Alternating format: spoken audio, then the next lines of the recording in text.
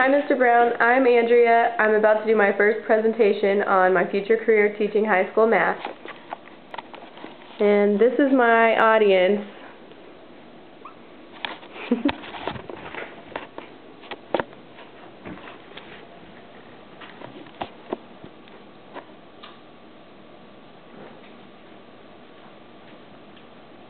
It may be surprising that I'm positive about my career choice in mathematics since I'm currently at an intermediate algebra level, but the reason I'm sure to succeed is because I believe anyone can learn. I enjoy math because the correct answers aren't subject to someone else's interpretation or opinion.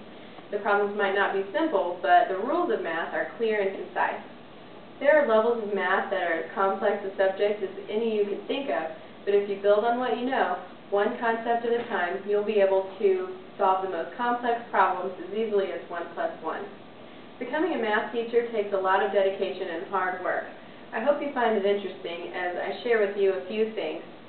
First, I'll tell you about the requirements to earn a Bachelor of Science in Education mathematics degree. Secondly, I'll tell you about some benefits to help obtain this degree. And finally, I'll touch on teacher salaries. Here are some things to consider about the work required to become a math teacher. According to a sample schedule from Missouri State University, there are many advanced math classes, and some of them are only available during certain semesters.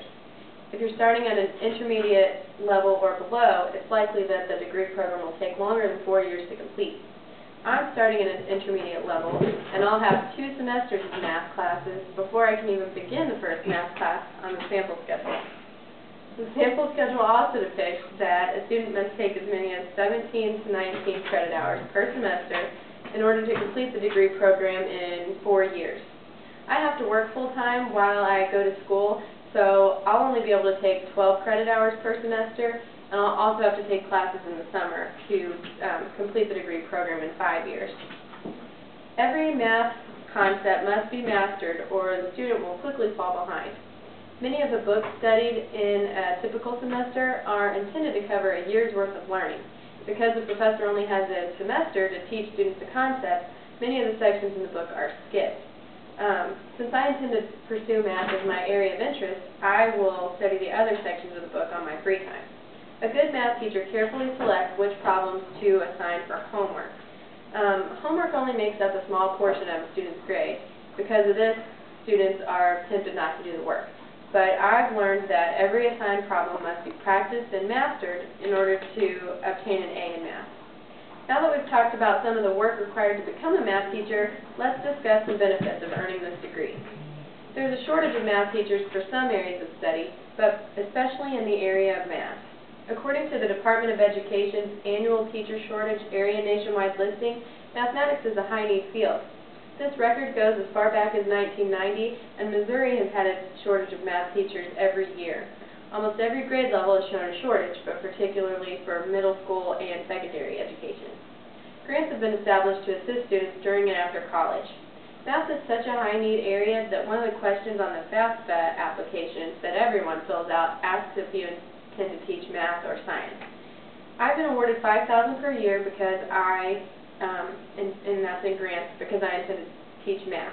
My course schedule each semester must reflect that this is my area of study so I can remain eligible. Finally, what do Missouri teachers earn? The National Education Association has reported that public school teachers earned an average of just over $40,000 per year in 2005-2006. There are many sources with negative reports about the lack of earnings for Missouri teachers, but to me this will be a substantial increase. I have 8 years experience working in health insurance, and I only make about 2/3 that amount. With flatlining and annual increases due to the economy, I won't close that gap anytime soon. These are only a few things that excite me about my future career teaching math. Though I'm pursuing this dream a little later than the traditional student, I'm happy to have had more time and experience to consider what I really want to do. Teachers may not earn a lot for a profession that requires a minimum of a bachelor's degree, but when I finish, I'll make more starting out than I do now with 8 years experience.